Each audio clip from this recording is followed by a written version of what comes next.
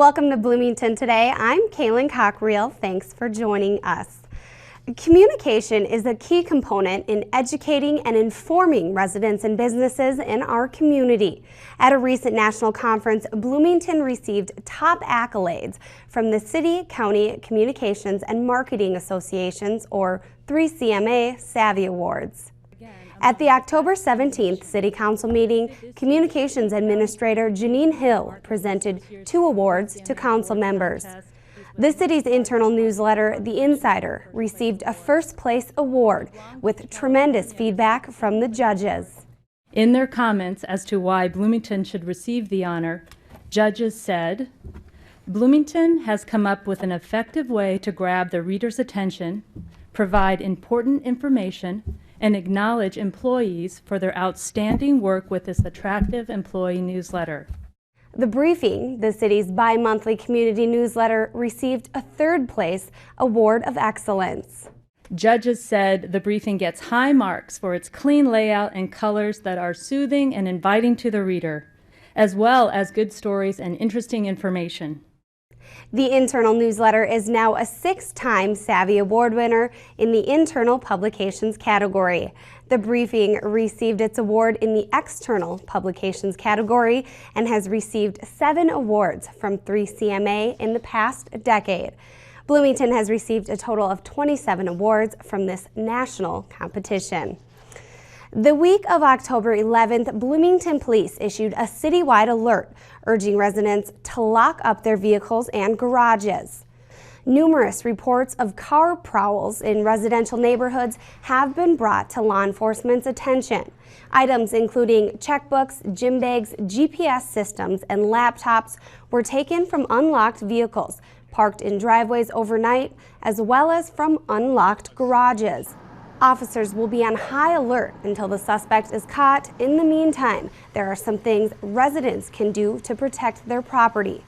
The biggest thing is to protect yourself by making yourself less of a target. Hide your valuables. Preferably don't keep them in your car, but if you do, hide them. Hide them before you get to a location. Sometimes the thieves are sitting in a parking lot and looking for targets, and so if you get out when you're at that location and take your briefcase and put it in the trunk, someone might see that and then break into your vehicle and try to access the trunk. So if you can put those valuables away before you get there, that's going to make you less likely to be a target. And keeping the valuables out of sight. Locking your vehicles is always something we recommend. And don't hide the spare keys in the center console or something like that, because again, when the thieves are rifling through your car looking for your valuables, they might find the keys. Bloomington Police would like to remind residents to make sure their garages are secure both during the day and at night. Residents are asked to report suspicious people or vehicles immediately by calling 911.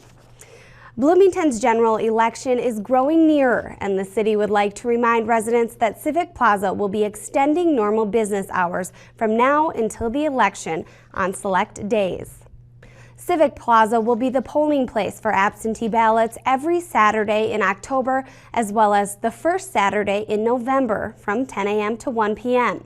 There will be additional voting hours on Monday, November 7th from 8 a.m. to 5 p.m. This gives voters the opportunity to cast a ballot in the general election who are unable to vote on Tuesday, November 8th. This city's website is a great resource to learn more about the seats up for election, view sample ballots, and more. Also, tune into the Bloomington Channel 14 at several select times to see the League of Women Voters candidate meeting. This program airs several times prior to the election and introduces residents to the candidates running for the council seats and mayoral seat. These are just a few of the many times you can see this candidate forum. Log on to www.bectv.org and click Schedule to find a complete list of dates and times this program airs. As the seasons change, the temperature isn't the only thing that drops. The trees lose their leaves, and city engineers want to make sure residents are disposing of their yard waste in the proper way. Take a look. They are all different colors, all different sizes, but one thing remains the same. Once fall hits, they are on the ground. Homeowners are busy raking and leaf blowing this time of year, but what city officials are concerned about is where those piles of leaves are ending up. What many people don't know is that leaves and other organic debris are actually can be pretty detrimental to our water resources. As leaves and other debris get in the streets, they are washed into the storm sewer system and carried via the storm sewer system into our local water bodies. A common myth is that yard waste is simply a natural part of the ecosystem, but in reality, it can be extremely harmful to area lakes and ponds' water quality. Leaves and grass clippings can be just as detrimental to our water resources as fertilizers, pesticides, and other like motor oils or something like that. And the reason why they're damaging is because they're increasing our nutrient loading in these water bodies and therefore increasing plant and algae growth. Gretel further explains that leaves in the storm sewers can cause major blockages and even some road flooding. Crews were out on a rainy day in October dealing with just that on several Bloomington streets. Maintenance staff answer calls and dispatch crews out to unclog storm sewer openings. There are things residents can do to help, however. Residents can help by, just keeping the leaves out of the curb and gutter just in front of their home, and helping by cleaning out catch basins that they may see clogged with leaves. If they can't handle, cleaning the catch basin out themselves, they can call the city, and we'll get some crews out there to get that taken care of. Only the proper fall yard cleanup can keep pollution and storm sewer clogs at a minimum. Residents should be cleaning up the curb and gutter in front of their street and raking their leaves. They can either compost them to recycle the nutrients.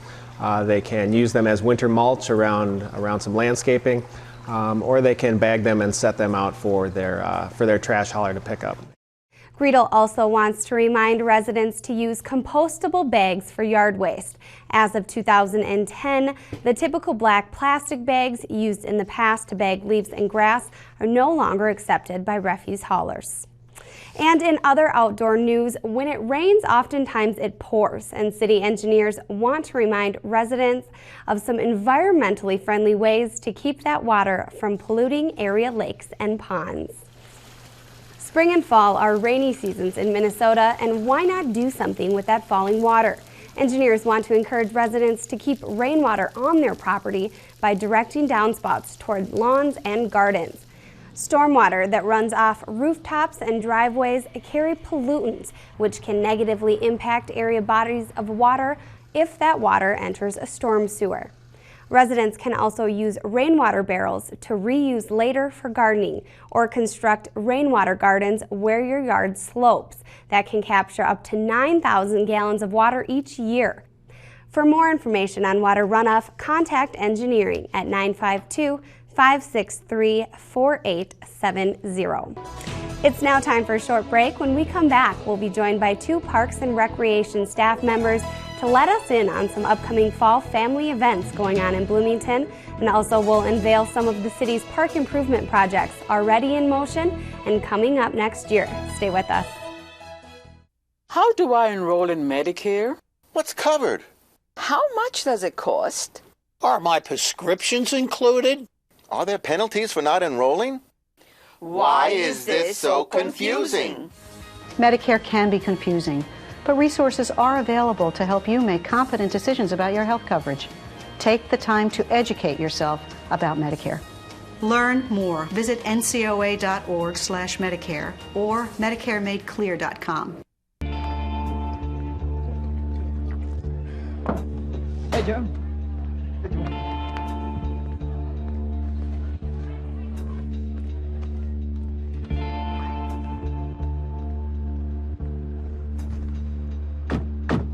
If you're out there drinking and driving, there's one thing you need to know. We're out there too.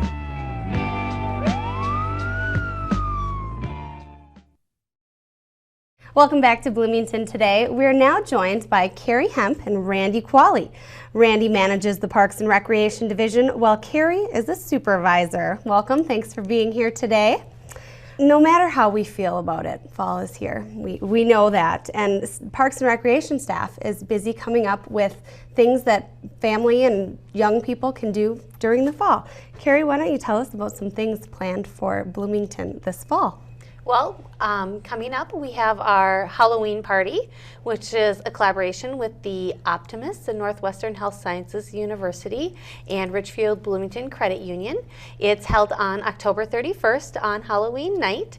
From 6 to 8, we will have Trick or Treat Alley, which is a big hit, from 7 o'clock to 8 o'clock. At 6 o'clock, though, we do have games and we will have some entertainment as well.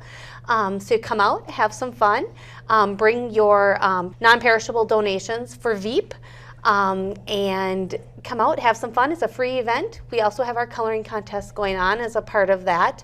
And what that is it's due this Friday, October 21st. So you can download the coloring sheet right off the website as well. And then just bring that into Parks and Recreation? Mm-hmm. Wonderful. Are kids supposed to be coming in their costume to this? They are, and bring their trick-or-treat bag or little pumpkin if they'd like to get their candy. Very fun. Well, Bloomington has another activity to keep kids busy during the fall. Tell us about Little Flipsters Gymnastics program. We do have a preschool program with Little Flipsters, and it's our gymnastics program. It's held on Tuesdays and Fridays. It's a monthly program, so kids can sign up on a monthly basis. So if they would like to do gymnastics one month but not the next, they can pick or choose which months they'd like to do gymnastics. So it's for ages 30 months to 5 years of age. Oh, wow. So they really just get to get their feet wet and give it a try. Yes. Very nice. Well, switching gears a bit, the city takes quite a bit of pride in the mini parks that we have, and some recently completed updates have gone on in our parks, and there are some for the future as well. And Randy, why don't you tell us about some of the improvement projects that are currently in the works here in Bloomington? Happy to. Well, we have a number of different park improvement projects that are currently underway that we're hoping will be wrapping up in the next couple of weeks, especially before the snow starts to fly. Might be sooner than we think. Exactly. Some of the projects that we're undertaking is over at Cedar Crest Park, which is up on 86th in Bloomington. It's actually parkland that is leased by the city from Cedar Valley Church. And we have reconstructed the ball field over at that location. There was one there many years ago, and when the renovations occurred at the church and they had to redo their parking lot, we had to move the ball field. So the ball field is back in. It's a youth softball field for primarily girls softball for the under 10 to under 12. It's a smaller field. It only has about a 200-foot radius for the outfield. So it's not really an adult field, but it is a youth field. But it will certainly serve the local youth organizations, including the Bloomington Athletic Association. So that one is, the grass is growing, the fence is up, the ag lime is in. We're hoping the grass will grow and they'll be using it by next summer. Perfect. We also have playgrounds going in at 3 locations in the city. They include Cook's Play Lot, Logan Play Lot, and Reynolds Park. The Cook's Play Lot is almost done. We have a few more items to put in, but we're very close there. The Logan Play Lot is currently under construction. I was out there yesterday, and they're busy putting in the posts and putting in the rest of the equipment. And as soon as they finish up at Cook's, they're going to go over to Reynolds and wrap that work up. We should expect most of this work to be completed probably by the first week of November. Wow. Lots going on that people can look forward to after the snow. Well, talk a bit about some of the plans for the future that are in store. Anything that we have planned out for next spring or going on? There's a lot going on. Yeah. Perhaps the biggest project that we're going to be undertaking is the renovation of the bathhouse over at the Bloomington Family Aquatic Center. The bathhouse is the original bathhouse that was built back in 1970. And while we did renovate the pool 9 years ago, unfortunately we didn't have enough funding to also undertake the renovation of the bathhouse. So now we're finally getting to the point where we can afford to undertake this work. And so we'll be basically gutting the locker room area and putting in new lockers, new fixtures, and really sprucing up the location. We're also creating a central hallway down the middle of the building where there'll also be a couple of family changing rooms, so that if, when I used to take my daughter to a pool and she's 5 or 6 years old, I don't have to bring her through the men's locker room. Now we can go to a place and change and not have to worry about that type of situation. So I think that's going to greatly improve our operation. We also will be adding a new office space, locker room, or a lifeguard location for their office, and also a separate first aid room, so that we can address any issues that may happen while people are utilizing the facility. So last night our City Council awarded the bid for the contract to undertake the work, and so we'll be busy all winter on this project, and if everything goes right, we'll have it done by May in time for our opening next summer. Wonderful. Well, I know that this past season, the pool added the new tot slide, which was a huge hit. I was out there getting video a few times, and lots of kids on there. Now, are the water slides included in this? That's actually a separate project, but we are also going to be undertaking a replacement of the 2 large water slides. And we are currently working with a consultant. The current slides are about 17 years of age, and they are showing their age. 17 doesn't sound really old to a person, but it's very old for a water slide. Okay. So it is time, and so we are going to be replacing those. They'll be in the same location. Our intention is to provide a little different experience than what they have now. I think one of the slides is going to be open-ended, while the other one's going to be an enclosed tube slide. So you get a whole different type of experience for people, so they can choose one or the other, or keep alternating, whatever they like. It'll be fun. Wonderful. So a similar time frame. We're probably going to be putting this out to bid within about a month, and the work would occur right away probably demo during the winter and then install in the spring. And again, it should be ready in time for our opening in June. Lots to look forward to with our area parks. Well, this question then goes for both of you. Why do you think Bloomington goes the extra mile to make parks and the programs so user-friendly? I mean, we want to get people out into these activities and into these parks. Carrie, why don't you start? We just want to provide the best opportunity, the best recreation experience that we can for the community and our youth out in the community. I like to think that Parks and Recreation builds community. This is the place where people gather. This is a place where people come and meet their neighbors and make connections, whether it's at the farmer's market or it's going to watch your children play in a BA softball game or just taking a walk around a trail. Bloomington's a great community because we have a solid park and recreation system. So that's why we continue to invest in our system, and that's why we continue to offer outstanding programming. Absolutely. Well, wonderful. Well, we'd like to thank both Randy and Carrie for being here with us today. If you'd like any more information on the Halloween program, the Little Flipsters gymnastics program, or any of the area parks, visit the city's website. All that information and more is available in the Parks and Recreation Division homepage. It's now time for a short break. We'll be right back. Every day is a brand new journey of discovery for your baby. And when that journey is by car, the latch system will help keep them safe. Anchor, tether, latch. It's easier and makes your car seats secure. So your baby's journeys will be safe and sure. To learn more, visit safercar.gov. Nice. Hey guys. Ooh, I've been looking for that. Has legal seen this? Yeah. Cheryl, what happened to your, Oh, yeah, I know. If it gets any worse, I'll have it checked out. Worse? How could it get worse? Yeah, maybe we should call somebody? I'm fine. You wouldn't ignore this, so why ignore the signs of a stroke? At the first warning signs, call 911 immediately, because time lost is brain lost.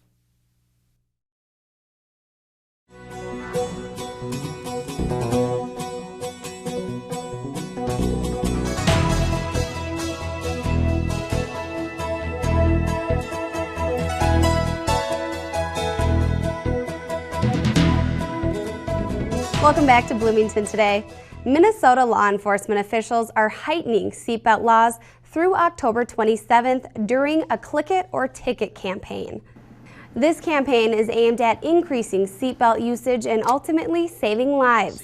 In Minnesota alone, there have been more than 400 unbelted deaths and 814 life-altering injuries due to not wearing a seatbelt between 2008 and 2010.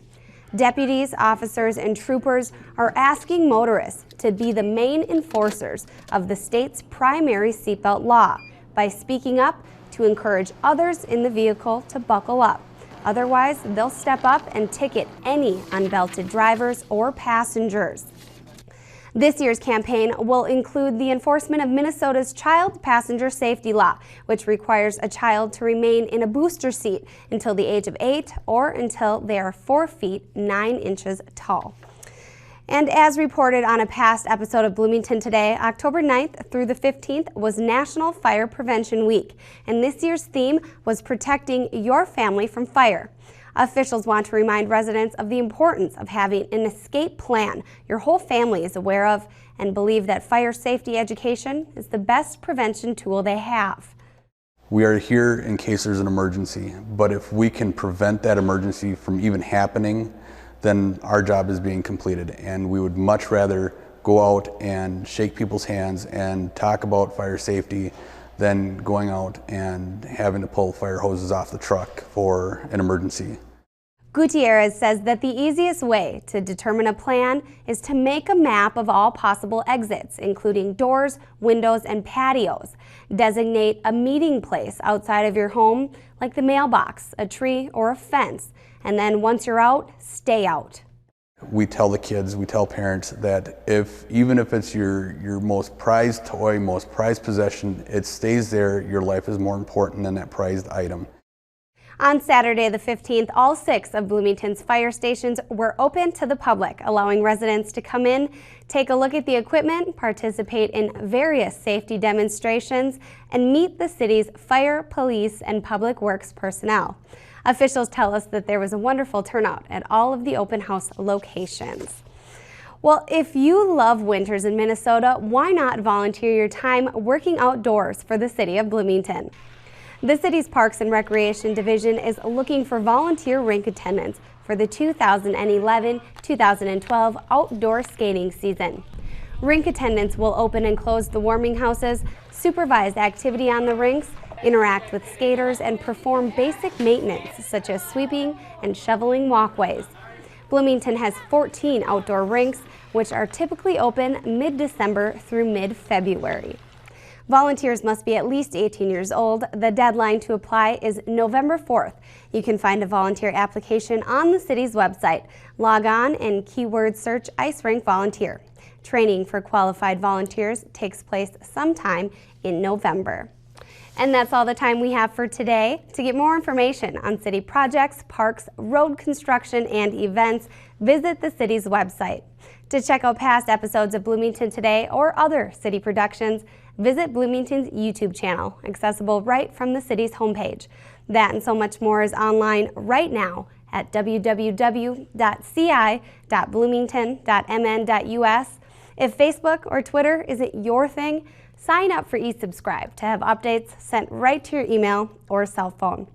This is Bloomington Today, a presentation of the City of Bloomington's Communications Division. I'm Kaylin Cockerill. Thanks so much for joining us.